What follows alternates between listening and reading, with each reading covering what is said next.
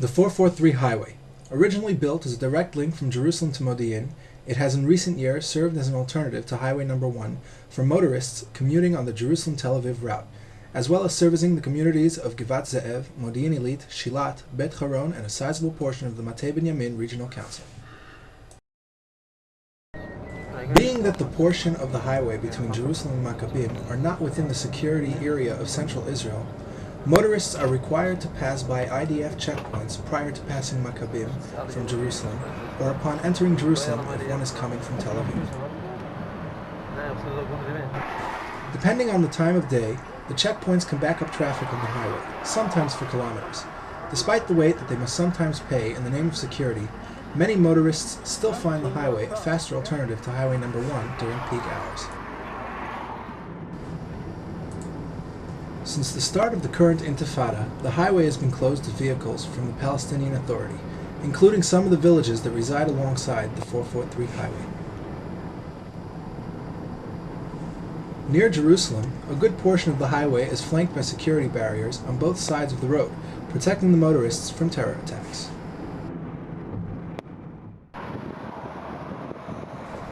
Villages that used to have access roads to the highway, such as this one leading to Kirbat al-Mizbah, have been closed off by the IDF with blocks in order to prevent Palestinian vehicles from utilizing the highway. However, access is still available to pedestrians and motorcycles.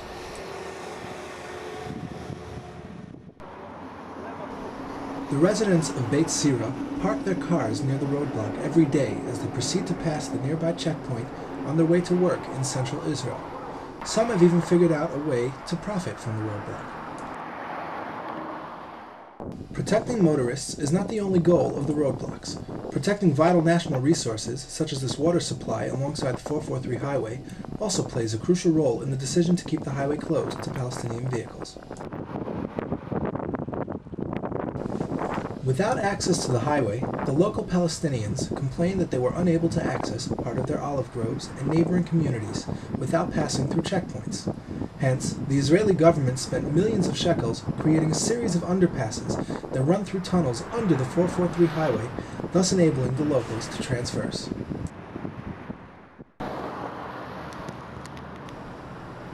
In other places, where the security threats are greater, even pedestrians are blocked from accessing the highway. However, Palestinians are not the only ones affected by the closing of exits. This entrance to Givat Ze'ev Illit is also closed, causing a delay for residents of the city who wish to access the highway.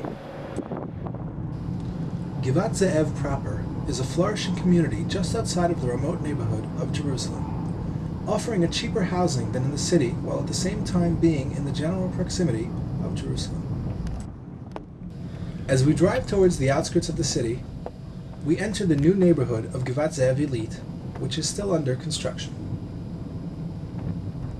The continued construction in this area has been a source of controversy due to the imposed settlement freeze. As you can see, many of the housing units on the left are still under construction. After passing Beit Duku, a local Arab directs us to the new development of Givat Ze'ev Illit HaChadasha. Here, the Arabs currently walk the same streets as the Israelis. No fence separates them. Despite the settlement freeze, as we make our way to neighboring Beit Horon, we pass many buildings at various phases of construction, some almost completed. Most of Beit Horon has a nice, tranquil look to it, with comfortable houses and green parks. Despite its appearance, it is, however, surrounded by a series of fences, as well as a high security wall.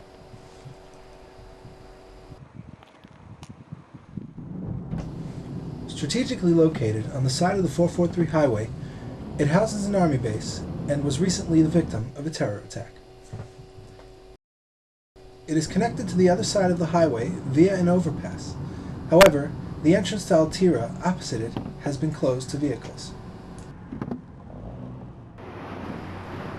Some entrances, such as this one to Beit Gur al-Foka, have been totally blocked off to both vehicles and pedestrians. while some others, like this one between Safa and Beit Gur al-Tata, are closed only to vehicles. En route to Modi'in, we wait in line by security checkpoint as vehicles are searched. Even if the highway remains closed to Arab vehicles, there are still existing security concerns.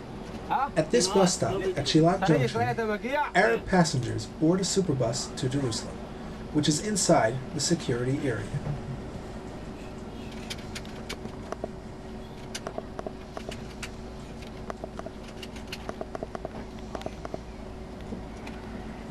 In response to reports of suspicious persons waiting by the bus stop, a police van arrives at the scene moments before the last Arab boards, checking the IDs to confirm that they are all Israeli and are permitted to enter the security area.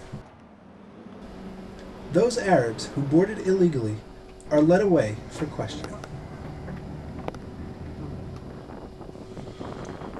Before buses enter the Jerusalem security area, they pass through a checkpoint outside of Ramot. While most vehicles and buses pass through without being checked, in the case such as this one, where there might be some suspicious persons aboard, the driver tips off the soldiers with a predetermined signal.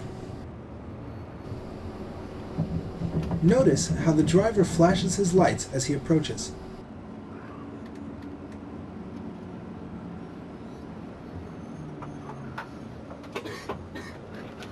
The soldiers then board the bus and inquire if the driver is under duress before proceeding to sweep the bus.